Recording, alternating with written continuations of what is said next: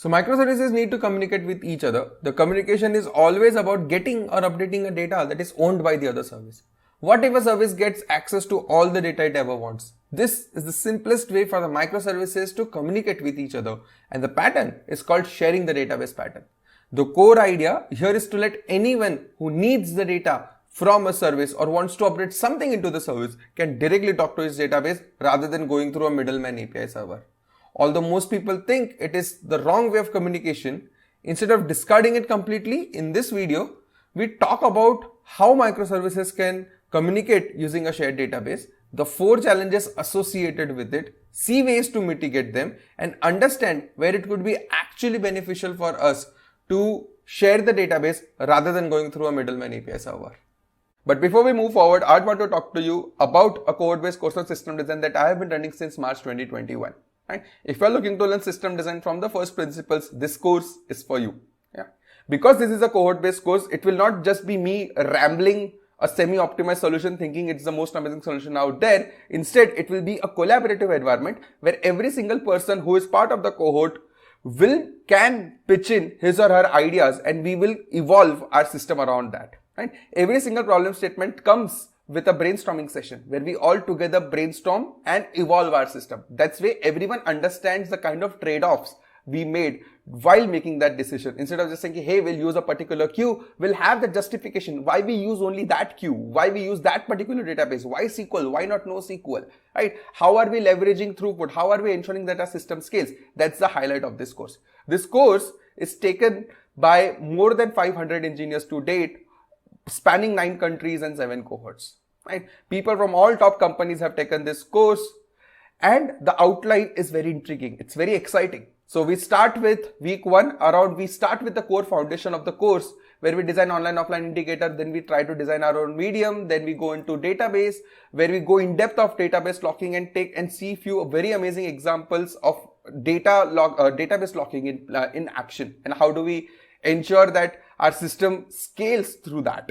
Then the third week is all about going distributed where we design our load balancer. I'll walk you through the actual code of a toy load balancer and understand how TCP connections are managed and how simple it is to build load balancer. Then week 4 is all about social networks. Week 5 is all about building your own storage engines. Like we'll build that intuition on if you were to ever design your storage engine, how would you do that, right? Then week 6 is about building high throughput systems. 7 is about building IR systems, basically information retrieval systems and ad hoc designs, where we design our own message brokers like SQS, where we design distributed task scheduler. And we conclude the course with week 8, where we talk about the super clever algorithms that has powered or that has made those systems possible. Right? I have also attached a video verbatim as is from my first cohort where we designed and scaled Instagram notifications. I will highly encourage you to check this video out. Right? And now back to the video. So say we are building a multi-user blogging application in which we have the blog service and the analytics service. Blog service owns the blog DB in which all the information about all the blogs ever published on the platform exist. Analytics service is the one that understands likes, views happening on the blog, and it wants to update it in the database. Now there are 2 ways to do it. Analytics service can talk to the blog service and blog service can update its database. Second approach is where analytics service has the access to the blogs DB and it can directly update the database. The second approach that I just mentioned is the one that talks about the sharing the database pattern, where the database, which is the blogs DB, is shared between the blog service and the analytics service. This is the simplest way to integrate microservices, to have microservices coordinate and communicate between them. Right? And is one of the most common approaches used across the industry. Right? There are a few very solid advantages of using this pattern. First of all, it's the simplest way of integration. No complex things required, like directly 2 services talking to a database and you are done. Right? No middleman involved. So now there is no need for an analytics service to talk to blog service and blog service updating the database. If you have this middleman, it not only improves your affects your development time, but integration practices, HTTP, gRPC, so many complications and all. What if one team understands gRPC, other team doesn't? Then that team needs to upgrade themselves to understand gRPC and all of those complications happen. There is no latency overhead. Like because there is no extra network hop, your analytics service, as soon as it got the data, it can directly update it in the database. So no latency overhead, right? Quick development times. Now, because analytics can directly write to the database, like they are working independently. They know the data, they know the schema, they would directly update the database. So there is no cross-team effort required over here. Analytics service can choose to like quickly develop things and put things into production, like update the metadata into the blocks DB and whatnot, right? So quick development times. Then simpler operations, like if your analytics service was talking to the block service, and let's say the communication is happening over persistent TCP connections, then someone had to manage the TCP connection pool, then see your servers are scaled up, see if everything works fine, see if there are no network drops, backlog syncs and whatnot. Instead, your analytics service is directly talking to the database, so no problem there, no extra overhead. Operations are pretty simple.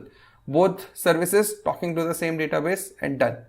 Right, so pretty simple on the operation side, and more importantly, better performance, because there is no middleman, there is no extra network hop that is happening.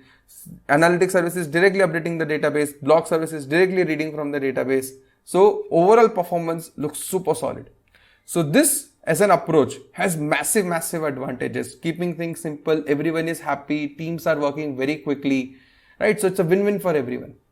But apart from all of these advantages, there are four key disadvantages, not really, but four key challenges that you would have to always keep in mind when you are adopting this pattern. It may not be suitable across all use cases, but even for a minor use case, if you are adopting this pattern, where two services will be sharing the same database, both of them having the read and write access to it, then what four things you should be thinking about.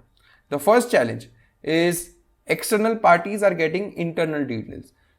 So here what is happening is, because like the database is owned by the blocks team, but analytics team wants to update the total likes into the database. So analytics team needs to understand the schema, needs to understand how the data is stored, needs to understand the intricate details of it, of this particular DB, so that it can correctly place the information in the right table at the right spot. Otherwise, it would be a massive mismatch onto users end, because block service is expecting it to be at some place, but analytics service is putting it into a different place. So major complications might happen. So by sharing a database with an external party, here analytics is an external party, it needs to get the internal schema and other implementation details. Like for example, implement details like, are they using soft deletes or hard deletes? Is the database normalized or not? Is the data redundant or not? Right? So those kind of details analytics team would be able to deduce out of this database, which might not be the best thing, because why should they be caring about this part? Right? So it's always better to have as safe distance as possible from all the interfacing teams and not let them know the internal details of the things. Right? Second is where, what if the block service thinks of changing the schema? Because analytics service or analytics team knew that the schema was in a certain way. Now, if you as a blocks team want to change the schema, now analytics team needs to change their query, need to change their code base to adhere to the new schema. And to do that, the biggest problem here would be that analytics team would need to change its logic, and the blocks team needs to ensure that the changes are always backward compatible so that the transition is smooth. Now, unnecessarily what is happening is, because a service like analytics service was dependent on the same database, the block service the blocks team who owns the database is not able to quickly make those alterations into it that might give them better performance or better maintainability. Right? But they would have to wait on the analytics service to make those changes, keep them in the loop and get those things done. So this sort of tight coupling might not be the best decision for the overall autonomy of the blocks team, because they are always dependent on the other team. Right? Hey, they need to be informed, they need to give a go ahead, even though blocks team own it, but they are dependent on that. So this reduces the development time. And just one key point before we move to the second challenge is, what if your blocks team today, like we know that, hey, relational database works well till a certain stage, but now that let's say we are getting millions of, hypothetically, let's say we are getting millions of articles. One database is not able to support it. So you want to shard it, or you want to move from SQL to NoSQL, because NoSQL gives you by default sharding. right? So given that, Blocks team independently cannot make the decision because analytics queries might get impacted. So there is no clear autonomy of how block service can operate. They're always dependent on the analytics service to, like, before making any changes, they would have to take a nod from them.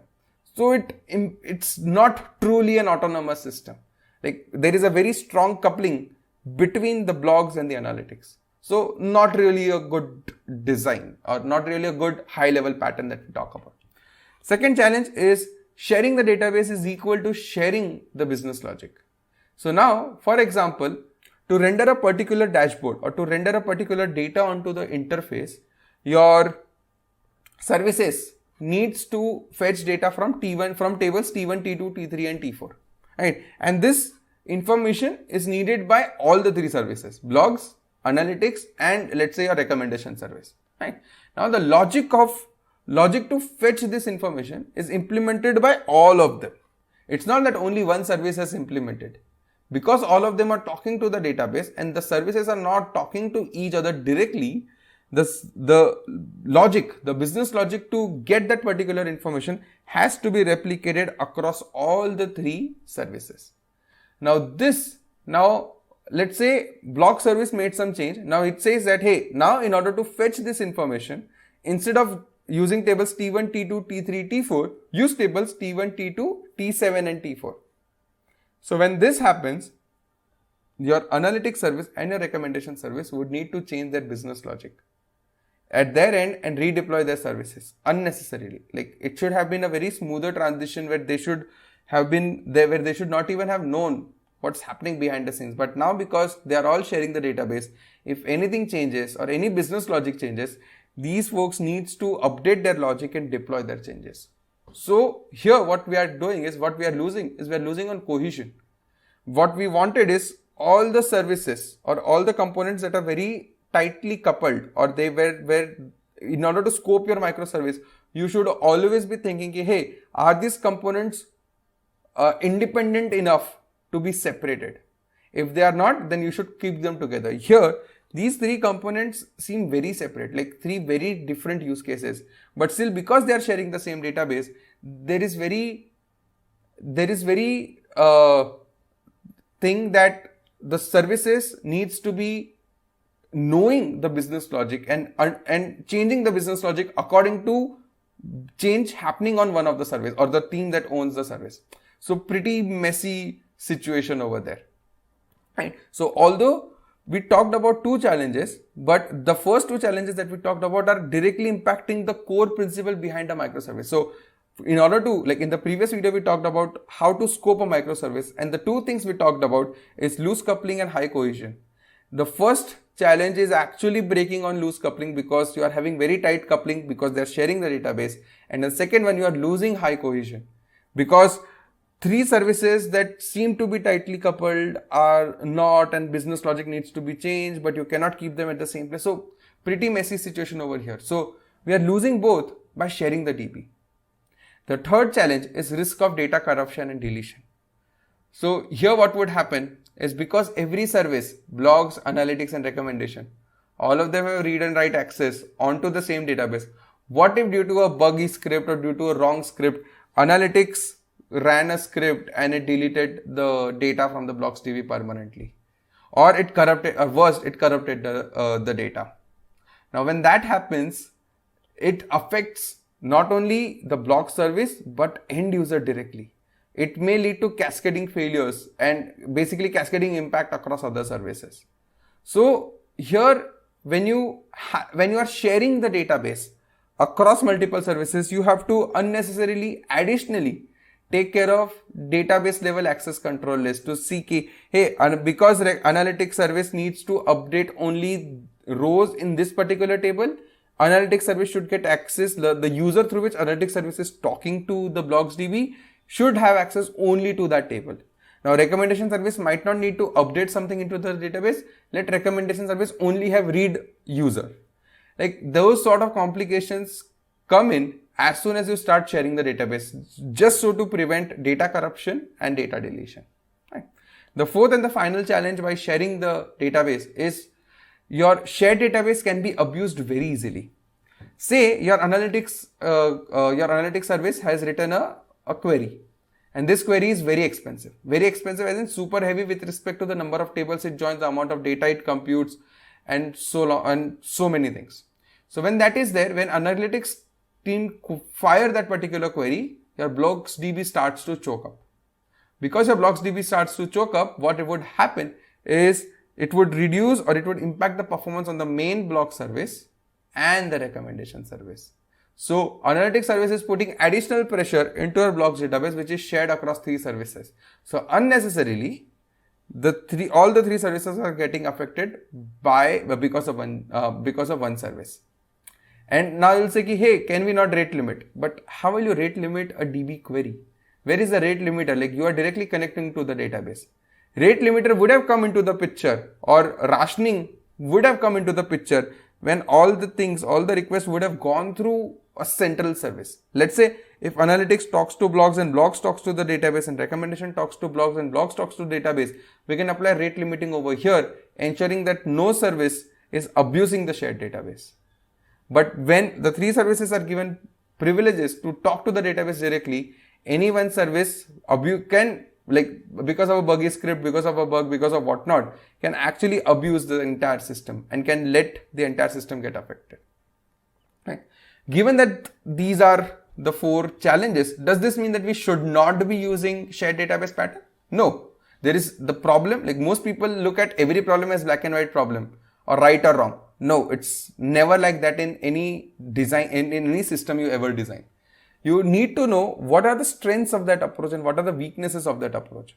So here, if the weaknesses is something that we can live by, the strengths are immense, like because it's give you quick development time, quick access, direct control and whatnot, right? So what are the possible places where you can actually use sharing a database pattern? First of all, it's a very quick solution.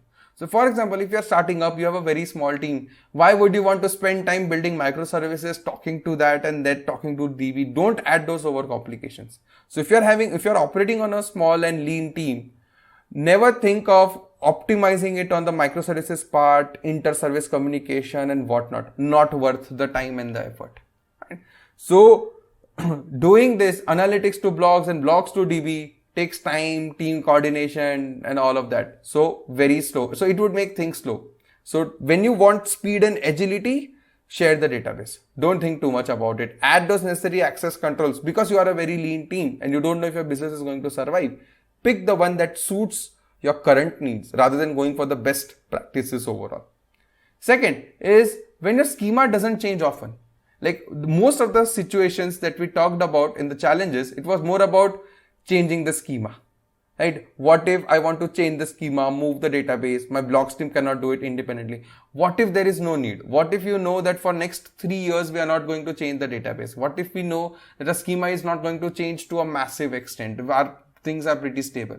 Then why not? Why not share the database? It is so simple to share the database and get those things up and running in a very short time, rather than thinking about, hey, pure microservice communication and other sort of complications. No need of doing that. Right. The third thing is read load can be moved to a replica. One of the challenges that we talked about there was one system abusing the other database. When that is the use case, or where basically that is a possibility, what you can actually do is, instead of not adopting a shared database pattern, what you can actually do is you can actually fork out a read replica out of your main blocks DB and let the analytics query fire on that read replica. Although there would be some lag would be in a couple of seconds, but it would not affect other services. So what you can do is you can move all the read load to this read replica, while the main blocks DB can take care of the critical reads by the block service and the writes happening by the block service. So this way, your block service can still operate in isolation, right, without getting this affected, and the analytics service with some basic lag can continue querying on the read replica. This way, your analytics service is happy, your block service is happy, and you are getting very nice development time, quick turnaround time, no team coordination required and whatnot. Like, obviously, given that your schema is not changing often, right? This way, you reduce the dependency and you're still basically getting the benefits out of sharing the database rather than losing on most of the stuff. So yeah, that is it. 4 challenges of sharing the database pattern and ways to mitigate them. And when can you, and more importantly, when can you actually use this pattern? And this is not something which is just theoretical. Like most systems or most microservices evolve this way, where they first start with sharing the database. They, even at scale, they do share the database in which they do not see massive changes happening or the system is stable enough and the system is not abusing. They put some basic checks in place and let multiple services access the common database. That is the best way to have those best and the quickest way to have that communication. So keep all of those things in mind next time when you are designing a system, that no pattern is black or white, no pattern is right or wrong. You should always think about, hey, where can I exploit this pattern and what is the best for my use case, right? So yeah, that's it for this one. I hope I gave you a different perspective to look at microservices communication pattern, especially sharing a database, where not to look at it as a wrong pattern per se, but just use it what floats your boat, right? So yeah, that's it for this one. If you guys like this video, give this video a thumbs up. If you guys like the channel, give this channel a sub. I post 3 in-depth engineering videos every week, and I'll see you in the next one. Thanks a ton.